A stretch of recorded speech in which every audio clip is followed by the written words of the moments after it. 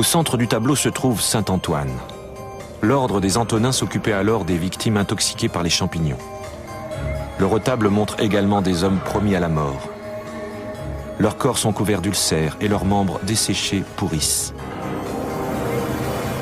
Leurs cerveaux sont également touchés. Ils sont victimes d'obsessions, de cauchemars et d'hallucinations. Un véritable supplice.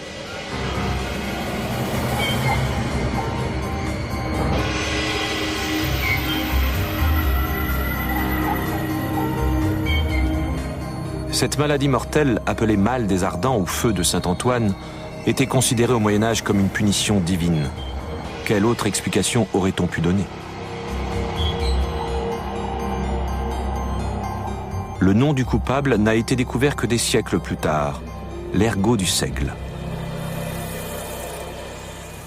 Il grandit en formant des excroissances noires qui poussent sur les épis et qu'on appelle les sclérotes.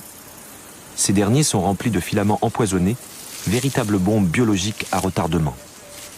Avant le début de l'hiver, ils se détachent des grains et tombent sur le sol où ils survivent à la neige et à la glace, engourdis par le froid. Quand la température remonte, les sclérotes donnent naissance à un nouveau mycélium. De minuscules fruits percent alors l'enveloppe du sclérote. Dans leur pointe, ils contiennent des spores allongés qui vont se détacher au moment de la floraison de la jeune céréale.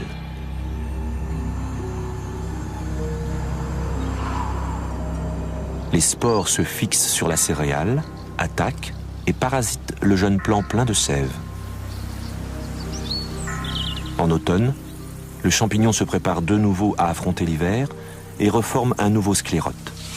Et le cycle de la nature continue.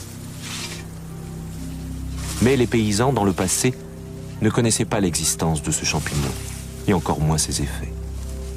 En parasitant le seigle, cette bombe biologique a aussi atteint la chaîne alimentaire de l'homme. Aujourd'hui, on met de côté les céréales noires. Mais autrefois, les meuniers n'imaginaient pas du tout le danger que pouvait représenter le seigle. Les alcaloïdes très toxiques des sclérotes se répartissaient de manière imperceptible dans toute la farine de seigle. Et la chaleur du four ne pouvait rien faire contre ça.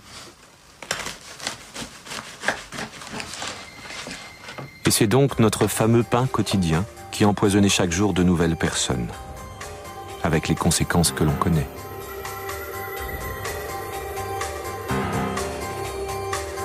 C'est seulement au XIXe siècle que les médecins ont découvert une autre particularité de l'ergot du seigle. Consommé en faible quantité, il atténue la douleur. Les femmes qui connaissaient les vertus des plantes médicinales au Moyen-Âge le savaient. On l'a donc utilisé officiellement pour les accouchements, pour stopper les hémorragies et soulager les migraines. Aujourd'hui encore, de nombreux médicaments contiennent de l'ergotamine ou d'autres principes actifs contenus dans ce champignon.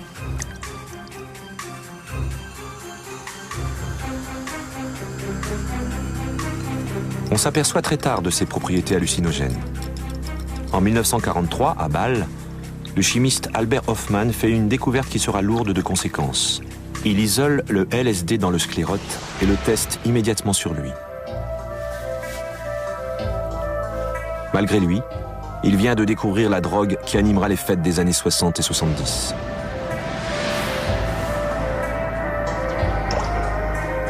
Les champignons sont les rois de la chimie organique.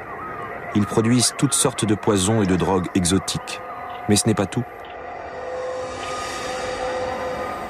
Dans le Mecklembourg-Poméranie,